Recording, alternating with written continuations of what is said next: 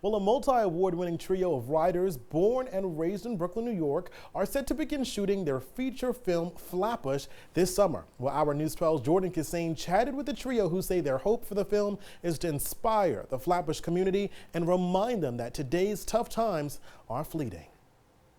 To the Brooklynites, to the New Yorkers out there, yes, times are hard. It is darkest before dawn. Darkest before dawn. We sat down with the trio behind the up-and-coming feature film Flatbush, who say that amidst today's gun violence, racism, and xenophobia, Flatbush residents are living through difficult times, but these difficult times are beatable. We grew up in Flatbush 30 years ago in the early 90s.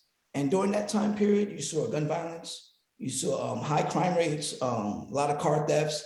30 years later, you find a lot of the faces have changed, but same situations continues to still go on. And the trio is born and raised right here in Flatbush. They say that the film will mirror the experiences had by the Haitian community living in Brooklyn during the early 90s to those that men and women living in Brooklyn today are experiencing too.